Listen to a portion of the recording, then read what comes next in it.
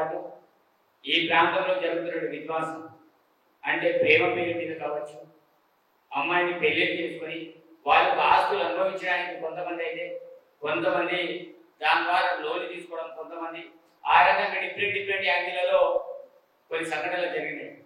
జరిగే క్రమంలో మరి మొన్న జరిగే ఇన్సిడెంట్ ఆదివాసులు ఎప్పుడు కూడా తప్పు చేయరు. ఆదివాసి ఉద్యమాలన్నీ కూడా చాలా అర్థవంతమైన ఉద్యమాలు జరుగుతాయి. ఎందుకంటే నేను కూడా ఉద్యమాలు చేసిన వ్యక్తిగా మరి మొన్న జరిగిన సంఘటనలు ఏదైతే నీలబాయి జరిగిన సంఘటన తప్పకుండా మేమందరం కూడా వ్యతిరేకిస్తున్నాం. జరిగిన సంఘటన మీద ఇమీడియట్లీ ప్రభుత్వం కూడా స్పందించి సంబంధిత వ్యక్తిని అరెస్ట్ చేసుకుని జైలుకు పంపించడం జరిగింది. చట్టపరంగా ఏ రకమైన శిక్ష పడాలో ఆ రకంగా శిక్ష పడుతుంది.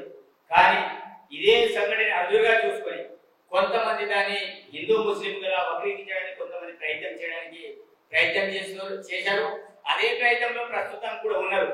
కానీ ఎప్పటికైనా సరే సంఘటన లాగానే చూసుకోవాలి తప్ప దాని స్వార్థమైన రాజకీయాల కోణం వైపు మళ్లించే క్రమం ఉండకూడదని చాలా సుస్పష్టంగా చెప్పడం అనేది జరిగింది. ఇక్కడ సంఘ నాయకులు కూడా చాలా క్లారిటీగా చెప్పడం అనేది జరిగింది.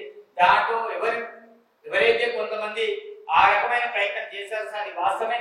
కానీ మేము చెప్తున్నాం, అక్కడ జరిగిన విధ్వంసం మా అమ్మాయిని ఇద్దరు తీసుకెళ్లడమే కావచ్చు, మా భూముల్ని వాళ్ళ పేరు మీద బినామీల పేరు మీద తీసుకోవడమే కావచ్చు, చాలా రకాల అంశాలు నిన్నటి నుంచి ఈ రోజు వరకు కూడా 2 జిల్లాలకు సంబంధించిన కలెక్టర్లు కావచ్చు, ఎస్పీలు కావచ్చు, అదేవిధంగా మంత్రివర్యులు కావచ్చు, పిఓవాలు కావచ్చు, చాలా సుదీర్ఘంగా వాళ్ళకు చెప్పే ప్రతి అంశాన్ని కూడా మేము నోట్ చేయడం అనేది జరిగింది.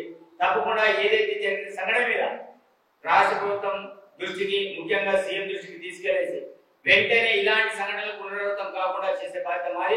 కాబట్టి ఏవైతే బినామీల పేరు మీద భూములు కావచ్చు, అదేవిధంగా ఇట్లాంటి సంఘటన జరగకుండా కావచ్చు, ఇలాంటి చూడాల్సిన బాధ్యత తప్పకుండా ఏ ప్రభుత్వం ఉన్నా అది కంపల్సరీ చేయాల్సిన బాధ్యత.